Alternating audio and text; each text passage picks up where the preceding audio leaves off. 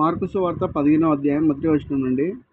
ఉదయం కాగానే ప్రధాన యాజకులను, పెద్దలను, శాస్త్రులను, మహాసభ వారందరూ కలిసి ఆలోచన చేసి యేసును బంధించి తీసుకొని పోయి పిలాతునకు అప్పగించి, పిలాతు యూదుల రాజువు నీవేనా అని అడగగా, ఆయన నీవన్నట్టే అని అతనితో చెప్పాను. ప్రధాన యాజకులు ఆయన మీద అనేకమైన నేరములు మోపగా, పిలాతు ఆయనను చూచి, మరలా నీవు ఉత్తరమేమియో చెప్పవా? నీ మీద వీరు ఎన్నెన్ని నేరములు మోపుచున్నారో చూడమనెను. ఆయనను మరి ఏ ఉత్తరము చెప్పలేదు గనుక పిలాతు ఆశ్చర్యపడెను. ఆ పండుగలో వారి యొక్క ఖైదీని పిలాతు విడివాడు అధికారులను ఎదిరించి కలహంలో నరహత్య చేసిన వారితో కూడా బంధింపబడి ఉండిన బరబ్బా అను ఒకడుండెను. జనులు గుంపులుగా కూడి వచ్చి అతడు అది వరకు తమకు చేయుచూ వచ్చిన ప్రకారము చేయవలనని అడగగా, ప్రధాన యాజకులు అసూయ చేత యేసును అప్పగించిరని పిలాతు తెలుసుకొని, నేను యూదుల రాజును మీకు విడుదల చేయగోరుచున్నారా అని అడిగాను.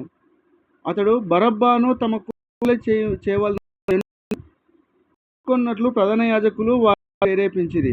అందుకు పిలాతు, అలాగైతే యూదుల రాజు చెప్పువాని నేనేమి చేయుదునని మరలా వారిని అడిగాను.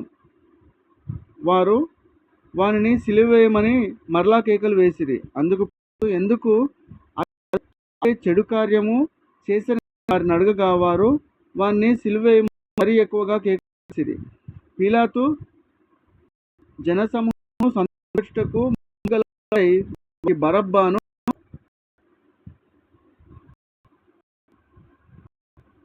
చేసి కోడాలతో కొట్టించి సిలువేయ నప్పగించను. అంతటా సైనికులు ఆయనను ప్రేతమను అధికారంలోనికి తీసుకొని సైనికులని సమకూర్చిన తర్వాత ఆయనకు రంగులో తొలగించి ముండ్ల కిరీటము ఆయన మీద పెట్టి, యూదుల రాజా నీకు శుభమని చెప్పి ఆయన వందనము చేయసాగిరి. మరియు రెల్లుతో కొట్టి ఆయన మీద ఒమ్మివేసి మోకాలుని నమస్కారం చేసిరి. వారు ఆయనను అపహసించిన తర్వాత ఆయన మీదనున్న ఉదారంగు వస్త్రము తీసివేసి ఆయన బట్టలు ఆయనకు తొడిగించి ఆయనను సిలువేయుటకు తీసుకొని పోయిరి. కురేనీయుడైన సీమోను ఒకడు పల్లెటూరు నుండి వచ్చి ఆ మార్గమున పోచుండగా ఆయన సిలువను మోయుటకు అతన్ని బలవంతం చేసిరి. అతడు అలెగ్జాంద్రు నకును రూపునకును తండ్రి. వారు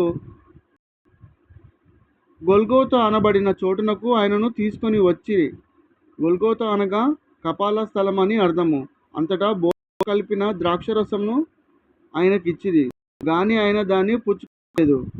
వారు ఆయనను సిలువ వేసి ఆయన వస్త్రముల భాగము చీట్లు వేసి వాటిని పంచిరి. ఆయనను సిలువ వేసినప్పుడు 9 గంటలు మరియు యూదుల రాజైన యేసు అని ఆయన మీద మోపబడిన నేరము వ్రాసి పైగా నుంచి, మరియు కుడివైపున ఒకరిని ఎడమవైపున ఒకరిని 2 బందిపోటు దొంగలను ఆయనతో కూడా సిలువేసిరి. అప్పుడు ఆ మార్గం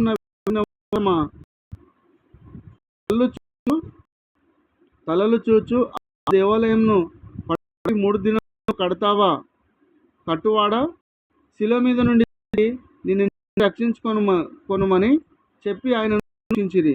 అట్లు శాస్త్రులను ప్రధాన యాజకులను విడితరులను రక్షించను. తను తాను రక్షించుకొనలేదు. ఇశ్రాయేలుకు ఇప్పుడు శిలువ మీద నుండి దిగి రావచ్చు. అప్పుడు మనము చూచి నమ్ముదామని ఒకరితోనొకడు చెప్పుకొనిరి. ఆయన కూడా సిలువేయబడిన వారు నిందించిరి. మధ్యాహ్నం 3 గంటలు అని బిగ్గరగా కేసాను. ఎందుకు అని అర్థము. దగ్గరగా వచ్చిన వారిలో కొందరు ఆ మాటలు విని, అదిగో ఏలియాను పిలుచుచున్నాడనిరి.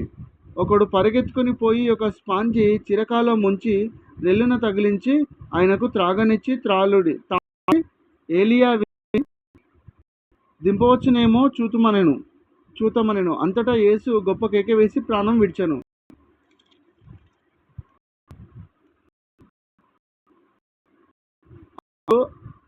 దేవాలయము తెర పైనుండి కింది వరకు రెండు చినిగెను. ఆయనకెదురుగా నిలిచి ఉన్న శతాధిపతి ఆయన ఈ ప్రాణం విడిచుట చూచి, నిజంగా ఈ మనుషుడు దేవుని కుమారుడే అని చెప్పెను. కొందరు స్త్రీలు నుండి చూచుచుండిరి.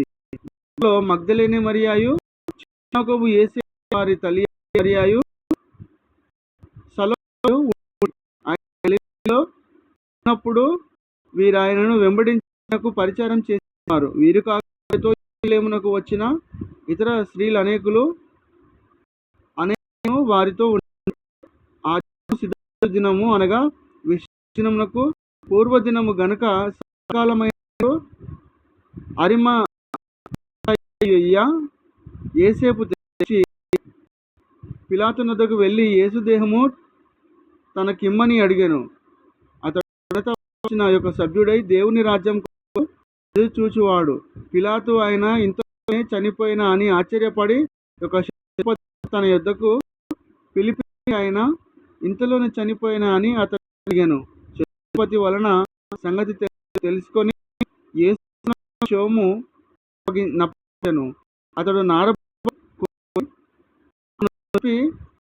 చుట్టి బట్టతో పిలిపించిన సమాధిలో ఆయనను ఆ సమాధి ద్వారమునకు రాయి పొర్లించెను.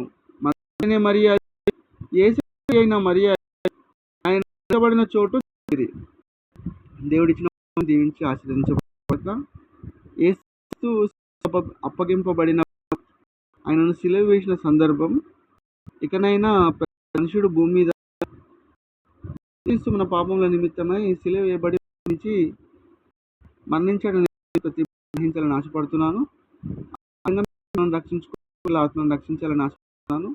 యేసు వైపు తిరిగి అంత్యగడియ మేల్కొలుపు. నేను చదివిన దాన్ని తప్పు క్షమించండి. God bless.